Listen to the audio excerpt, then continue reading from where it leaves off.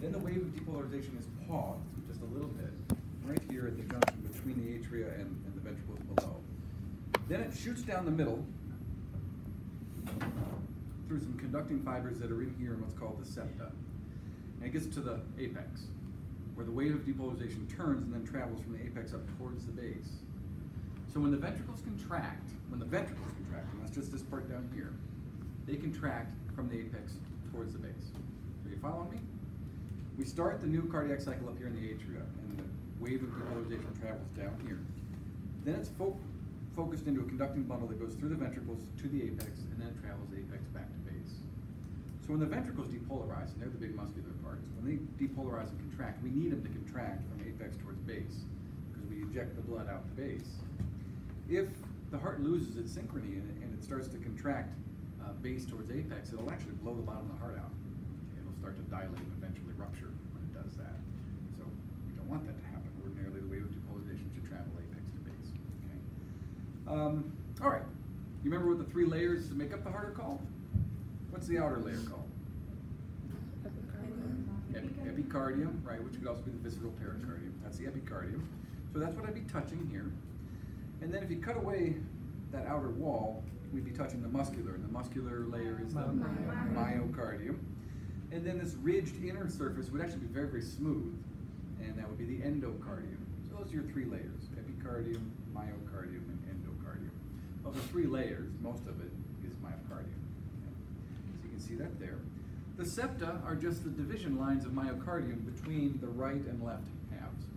So when you try to find the septa, guys, what I do tell students is just put your fingers into if you're trying to find the interventricular septum, that's going to be between the ventricles. So you put your fingers in the ventricles and try to connect them. And the wall that's between it is the septa. Same thing with the atria.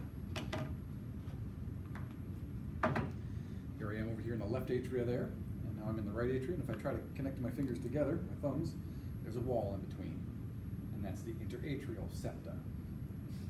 The septa is most significant. I mean, obviously, structurally, it's the wall between the right and left halves. But it's most significant because you can have congenital heart defects, which are called septal defects, which can be caused either by teratogens and things that mom ate or drank, or just a genetic flaw. And sometimes there will be a hole. When they talk about a hole in the heart, most often it's a septal defect. There's either a hole in the ventricle wall or there's a hole in the atrial wall. Before you're born, everybody has a hole, and you can see right here on the model, I'll show you. You can see a little rough patch right there. Here. Okay. That, so there's the flat spot, and then here's a little rough patch. Okay. Well, there's this little kind of depression on the wall of the left atrium and then kind of a rough patch on the wall of the right atrium where there was a flap, a hole with a flap, and that was called the foraminal valve. That's a bypass valve in fetal circulation. So to give you an idea what's happening there, obviously when the fetus is in utero, they're not breathing. Okay? They're getting their oxygen from a blood supply. So they don't really need to use their lungs. At that point in utero, the fetus's lungs are filled with fluid. All right? So what we need to do is we need to have a mechanism to bring the oxygenated blood from the placenta into the baby's heart. The baby's heart needs to pressurize it and pump it around the baby's body. It doesn't really need to send it to the lungs. So we need a bypass. And that's what this hole is for. Okay. So to go over something that we talked about on Wednesday, blood goes from the atria down into the ventricle. The right side of the heart is the pulmonary pump, right? So what I'm holding there, that's the pulmonary pump. When the right ventricle contracts, it pushes the blood out the pulmonary trunk. That's the pulmonary artery. Then that goes to the right and left pulmonary arteries off to the lungs. And you'll see that's kind of colored dark because it's deoxygenated blood. Where it gets oxygenated normally, it comes back through the pulmonary veins into the left atrium, left ventricle, and then out around the body through the aorta. Well, in a baby's heart, oxygenated blood is actually coming in from the umbilical vein. It's coming in the umbilical vein and it enters in here into the right atrium. That's oxygenated blood already. Ordinarily, the right atrium in an adult is collecting deoxygenated blood from the body. But in a baby, it's bringing oxygenated blood, which is traveling from the placenta up the umbilical vein and into the baby's heart. Goes down into the right ventricle where it's already oxygenated, so we don't really need to go to the lungs. So what we do is, rather than make it all go down into the right ventricle, we just have a hole. And so when the right atrium contracts, it pushes the blood over into the left atrium. And from there it goes down into the left ventricle and then it's pumped around the body. So that effectively bypasses the lungs. We don't send all the blood through the foramen valve.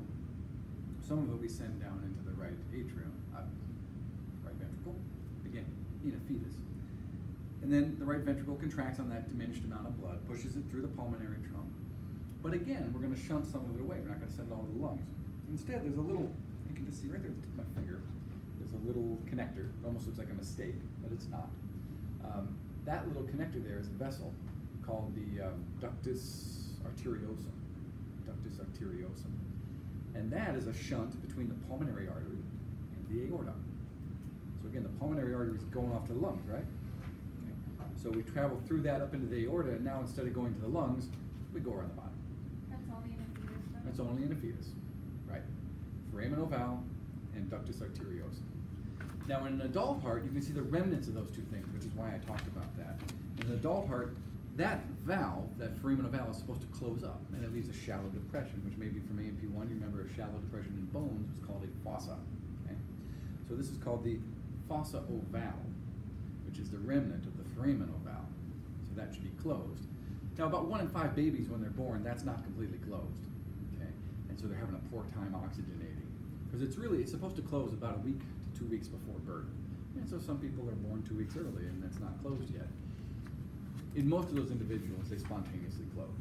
When the increased pressure in the pulmonary circulation goes up, it makes the valve close, and then it just heals and seals, and you never knew.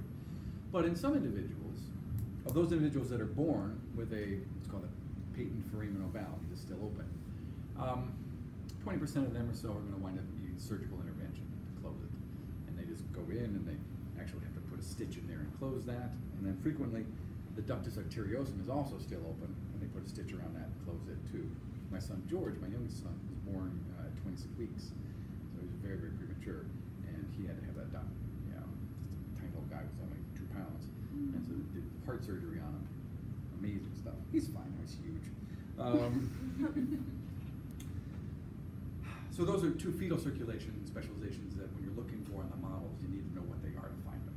Okay, and you can find that fossa ovale. I think it's visible on all 3 of the models in one shape or another. As is the ductus arteriosum. Once you're born, that fills in with connective tissue, and then it's called the ligamentum arteriosum.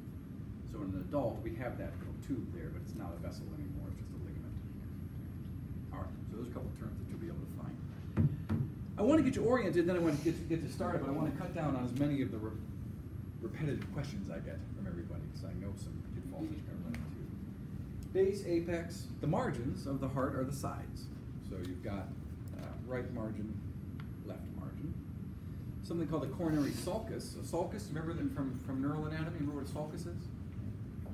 It's a groove, right? Groove, trench. Mm-hmm. So same thing on the heart, except the sulci on the heart are filled with fat. So when you look at it, it doesn't really look like a groove, but there's an equator that goes around the heart. That's called the coronary sulcus. It goes all the way around. It's kind of like the equator of the heart. And then, if I put the front flap back on.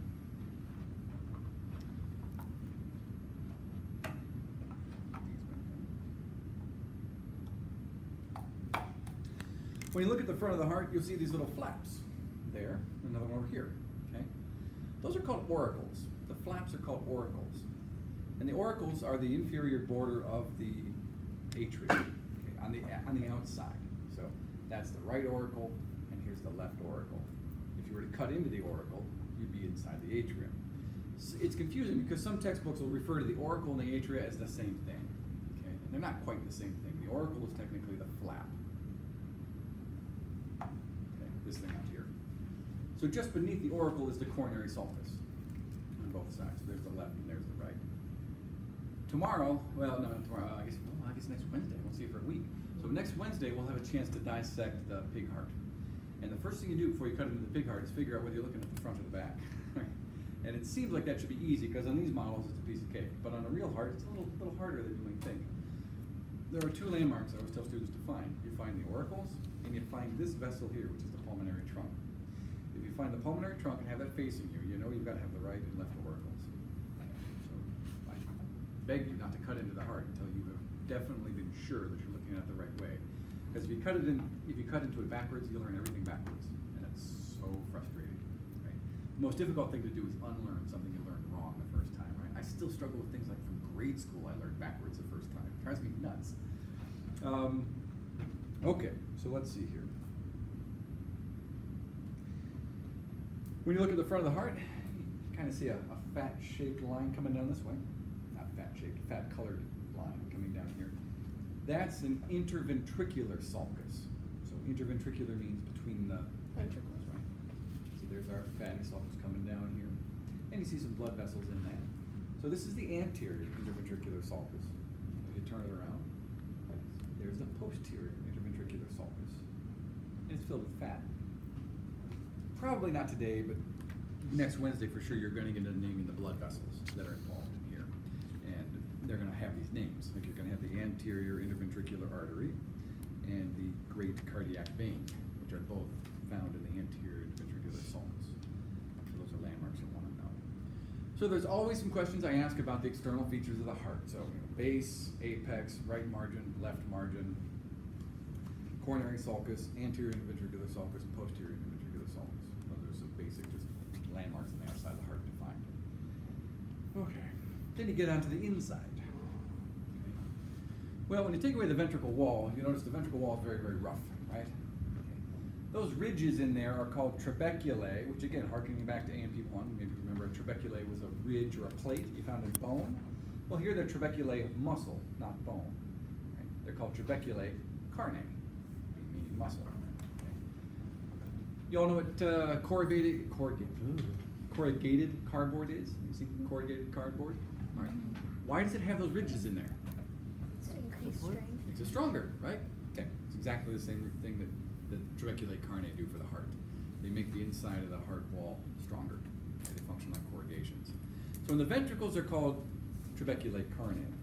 In the atria, a little harder to see here. No, it doesn't have it. Okay, remember how I said some of them are better in different models?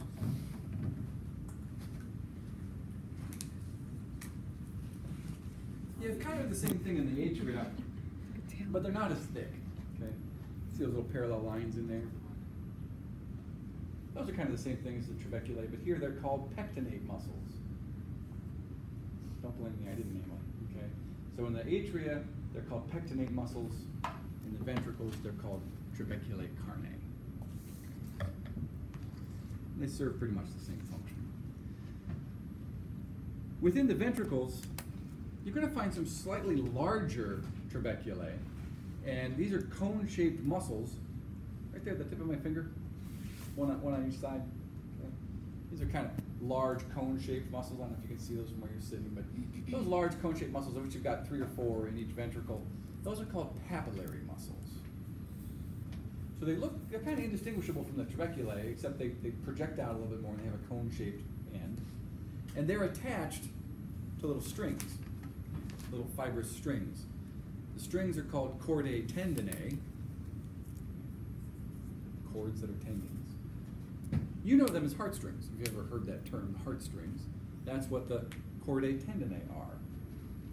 So usually this is where I stop and ask my Harry Potter fans if they remember what whose wand had dragon heartstring at its core.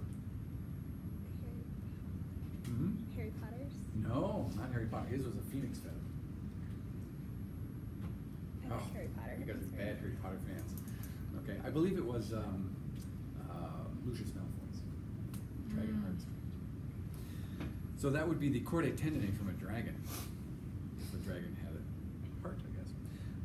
Okay. So the papillary muscles are connected to these chordae tendinae, and the chordae tendinae are connected to the flaps of the valves. In particular, the valves that are between the atria and the ventricles. The flaps of the valves are called cusps. Now, these valves that are connected to the chordae tendinae and papillary muscles are like saloon doors. They can open and close, and they'll flap backwards if something isn't there to stop them from flapping backwards. And that is the function of the papillary muscles and the chordae tendinae. That once the door opens to let blood come into the ventricle, that valve flaps backwards and the chordae tendinae stop it from prolapsing, from going backwards. So the function of the papillary muscle is to contract a little bit and put tension on the chordae tendinae so the valves don't flap backwards and prolapse. Okay. Now the valves that you have on the right and left side between the atria and the ventricles are called, imaginatively enough,